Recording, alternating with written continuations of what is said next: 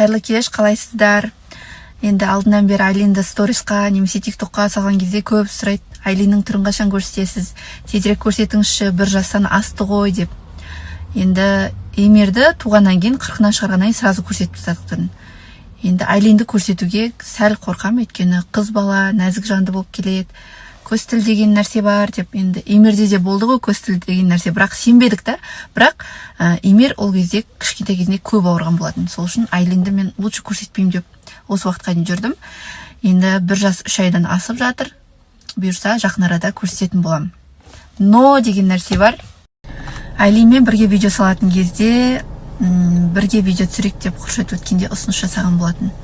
Бірақ мен ол нәрсеге келіскен жоқпын. Өйткені мен Турцияда жүрген кезімде екеуміз қатты ұрсып қалдық, 1 сағат 3-4-тердің кезінде. И Айлиннің фотосын менің рұқсатымсыз салып тастайды Инстаграмна. Маған манипуляция жасайды солай. Мен фотоны алып таста деп жалынып, все хорошо деп айтқанына келісіп сөйттім. Сөйтіп, мен ойлаймын да, енді болашақта біз қосылатын адамдар емеспіз. Не үшін мен онымен видео түсіруім керек? Ладно, ол әкесі бөлек, өзі қызымен видео түсіргісі келе ма, алсын, бөлек түсірсін. Мен қызымен бөлек пост салам деген сияқты.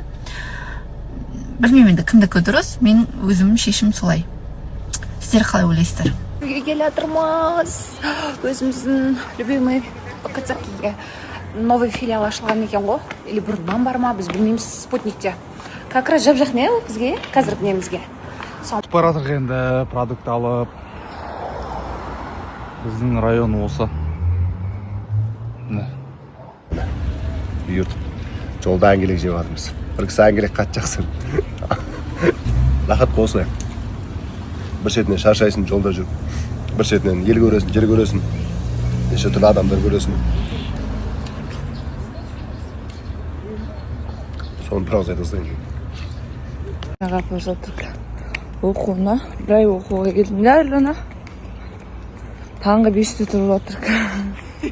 Саат 5:30 болды. Автобусқа үйретіп отырмын. Күніге қалай бардым. Бүгін бір рет апарып көрсем, ертеңнен бастап өзі 5-те тұрып кете береді. Өз күнді өзің көресің. Бір күн арасып кетпесін деп көрсетіп жүрмін қасына күні.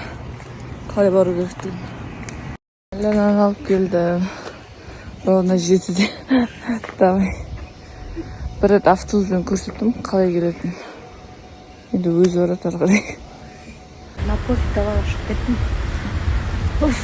Мұны жуайын десең, қолыңды жуу керек та, өйткені астында тоналка жатыр, бәрі жатыр да. Бір жусаң дақанша жуып қайттан бояну керек. Поэтому енді шығып кеттім, білмеймін, елдің бәрі бір түрлі қарап келе жатыр, сонда да ладно. Август және де кеше дегенде мен бақамен все расстались, разбежались деп сөйтіп не қылдым ғой.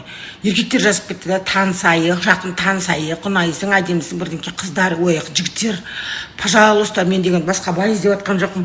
Басым бос болса болды, сразу деген не қылай салу керек па, сонда бос қалдырмау керек па не? Кішкене бос жүрек та, пожалуйста, бос жүрекші. Вот я в прошлом году ашып быстро допустила. Июльда екінші баймен ажырасып, июльдің аяғында мына бақан кездірдім. Ровно год мы с ним дружили, да? Даже вместе жили. Кішкене бір итте болса да шынжырынан босап бір лағып бір бос жүреді ғой, кішкене бір бостандық беріңдіші адамға. Ойымды жинақтап, қалай ары қарай өмір сүремін деген сияқты бірдеңкені планировать етейін.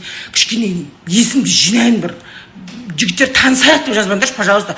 Маған қазір жігіт те бай да керек емес, байдың планын орындадым. Жақын арада маған жігіт бай керек емес, честное слово. Всем добра, всем хорошего рабочего дня.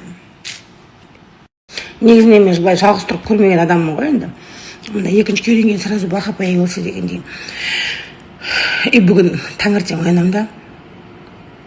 Өйстіп оянам да, қасымда ешкім жоқ та. Туалетке кетті ойында, туалетті тыңдаймын. Жоқ. Сосын тұрамын да, залға жатқан шығар, аяғын ыстап қанжар осы қараймын. Жоқ, сосын ойланып қаламын. Сорлы ажырасып кеткен екенбіз ғой. Бір түрлі екен жалғыз ұйықтағанша. Бүйтіп қасындағы адам іздеп отырасыншы. Үйреніп қалсың ғой, құшағында жаттап, аяғында бүйтіп задирать етіп, қорыққанда бүйтіп құшақтап, бір пустой ше қасында бүйтіп. Прям непривычно. Ну ничего, это все временно, может это все к лучшему. Басында әрине түсінемін, непривычно, оңай емес, но все, я знаю, что это все к лучшему будет. продуктыға заказ берген ғой. Сөйтсем енді новостройкаға антендар дұрыстамайды.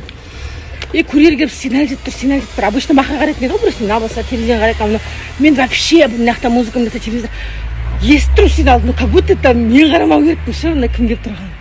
Мына кісі деген тұрып ана сигнал басын не қоймағаннан кейін барып шықтым. Сөйтсем мен продуктілерім келіп тұр екен. Вообще глухая. Көршілер нет болды ғой тегі. Мен кеше деген өзімше оспай тұрған кезде бақаға носки алып, домашний тапочка алып қойдым. Ничего. Нағыз шынайы мені жақсы көретін, сыйлайтын, ұрмайтын, қатты қадағаламайтын адамға бұйырар.